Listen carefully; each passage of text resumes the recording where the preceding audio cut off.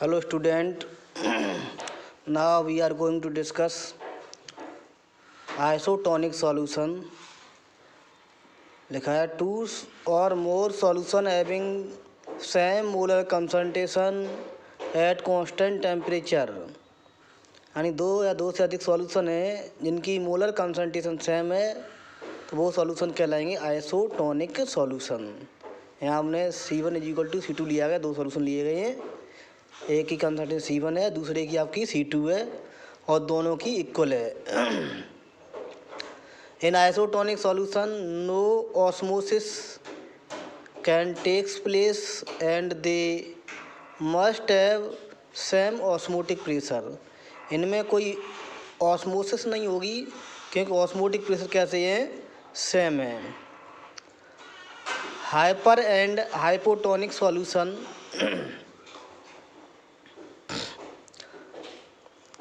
if two solutions are separated by semi-permeable membrane and they are not isotonic, यानी वे isotonic नहीं होनी चाहिए, उनकी मोलर कंसंट्रेशन कैसी होनी चाहिए, डिफरेंट होनी चाहिए। Then the solution which with higher concentration is called hypertonic and with lower concentration is called hypotonic।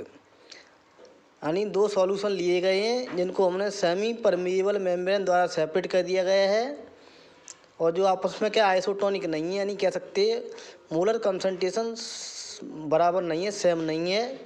तो जिसकी मोलर कंसंट्रेशन ज़्यादा होगी वो आपका कहलाएगा हाइपरटोनिक और जिसकी कम है वो कहलाएगा हाइपोटोनिक सॉल्यूशन।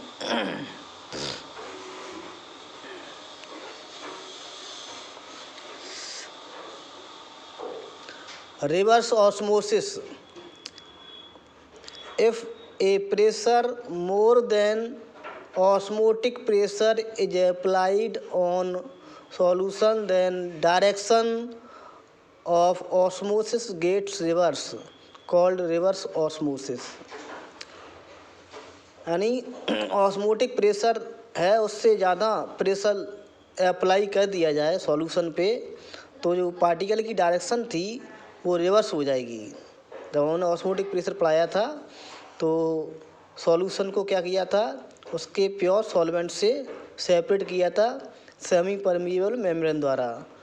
तो सॉल्यूशन पे इतना प्रेशर लगाया था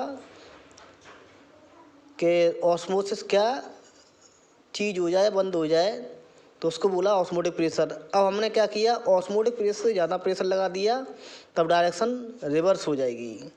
यानी अब जो पार्टिकल हैं सॉल्वेंट के वो सॉल्यूशन से यानी प्योर सॉल्वेंट की तरफ जाने लगेंगे। तो इस कंडीशन में क्या हो गया, डायरेक्शन पार्टिकल की रिवर्स हो गई, इसी को बोलते हैं रिवर्स ऑस्मोसिस। इसका use purification of sea water, समुद्र के पानी को प्योरीफाई करने में किया जाता है। Vapour pressure it is the pressure excited by the vapour of a liquid in liquid vapour equilibrium at constant temperature. ये वेपर द्वारा प्रेशर लगाया जाता है जब वेपर किसी लिक्विड की है, वो वेपर और लिक्विड दोनों क्या है, इक्विलिब्रियम में होने चाहिए। उस कंडीशन में वेपर कितना प्रेशर डालती है उसी को बोलते हैं vapour pressure.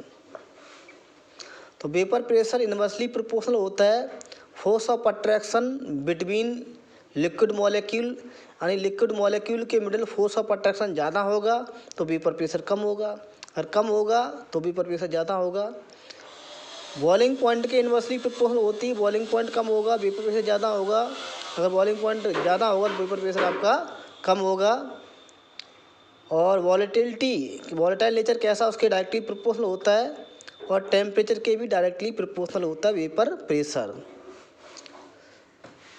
Solution of two liquid, अब दो लिक्विड का सॉल्यूशन बना रहे हैं। ये लिक्विड वॉलेटाइल हो सकते हैं, नॉन वॉलेटाइल, एक नॉन वॉलेटाइल हो सकता है, ये मिसुअली हो सकते हैं और नॉन मिसुअली हो सकते हैं। यहाँ पर हमने जो लिए हैं वो दोनों लिक्विड कैसे हैं, वॉलेटाइल हैं, दोनों की वेपर बढ़ रही हैं।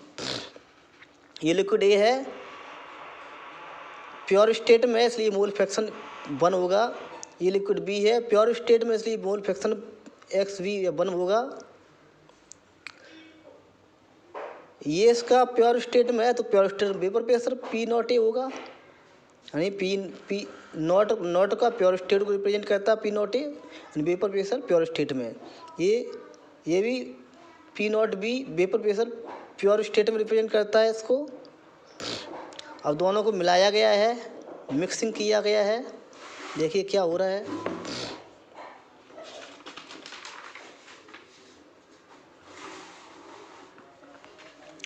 ऑन मिक्सिंग, जब दोनों को मिला दिया गया, एक कंटेनर में दोनों कर दिया गया है, तो अब ये प्योर वेपर प्रेशर प्योर नहीं रहे, पार्शियल प्रेशर बन गए। पहले प्योर थे लिक्विड के प्रेशर, पार्शियल प्रेशर बन गए दोनों के। ये पार्शियल प्रेशर बी का है, पार्शियल प्रेशर ए का है।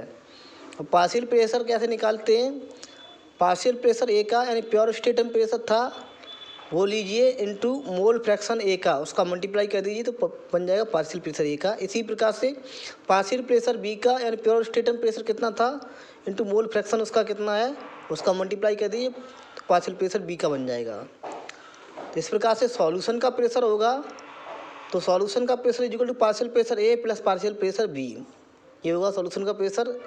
या इसी को बोल सकते हैं, ये भी लिखा हुआ है पार्शियल प्रेशर ए और पार्शियल प्रेशर बी, ये वही बात लिखी हुई है। 3 कंडीशन यहाँ पर अप्लाई हो जाती हैं। If liquid B is non volatile, अगर एक लिक्विड यानी बी लिक्विड कैसा नॉन वॉलेटाइल है तो वो उसकी वेपर नहीं बनेगी, तो उसका वेपर प्रेशर कैसा होगा, 0 होगा। उसका वेपर प्रेशर कैसा होगा, प्योर स्टेट में 0 होगा। जबकि मोल फ्रैक्शन तो होगा, मोल फ्रैक्शन 0 नहीं होगा, कहीं लिक्विड तो है तो मोल फ्रैक्शन ही होगा उसका। तो अब जो सॉल्यूशन का प्रेशर होगा वो ए के प्रेशर पे डिपेंड करेगा।